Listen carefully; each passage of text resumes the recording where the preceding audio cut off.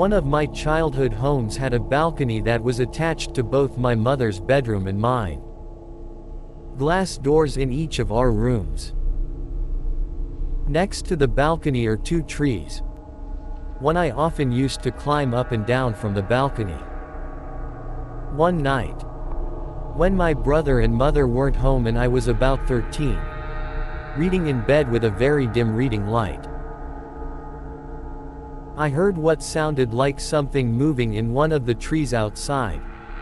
But this didn't worry me as possums and bats are common in our area. Now I had thin curtains on the glass doors that separated my room and the balcony. And the doors faced out towards the street where street lamp light was always visible through my curtains. Shortly after hearing the tree rustling noises, I see a shadow slowly move past the doors. At which point I immediately turn off my reading light and freeze like a deer in headlights. The shadow is tall, so it wasn't a neighbor kid and it wasn't my all of 5 feet mother. The person moved slowly, creeping as though they were trying to not be noticed. They wouldn't likely be able to see into my room, but I could see them, thanks to the streetlights behind them. They moved past my doors out of sight. I sat there unable to move or even think about what to do other than be absolutely still. That is, until I heard another sound. The sound of someone trying to open a glass door. My mom's doors to the balcony. I didn't know if she had locked them or not, but I wasn't taking chances.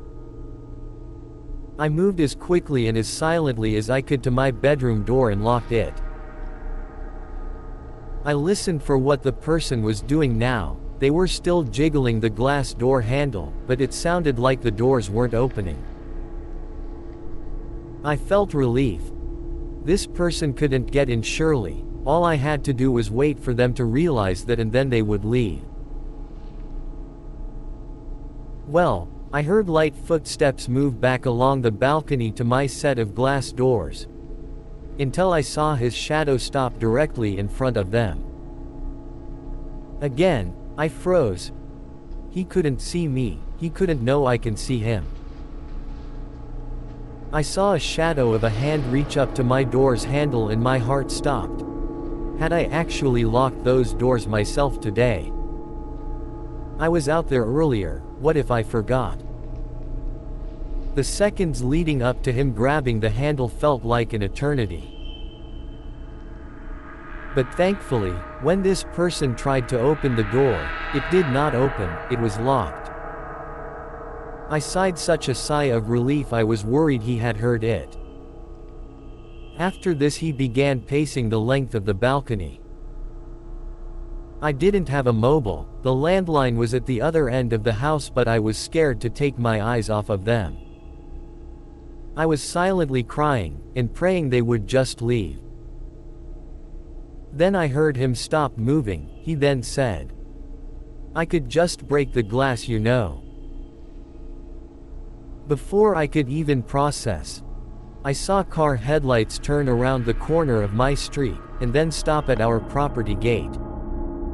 My mom was home. The person on balcony moved out of sight and I heard a loud thump as they jumped off of it. When my mom came inside I was hysterical and was barely coherent in telling her what happened. Eventually I got the message across and she called the police. They never found or caught anyone.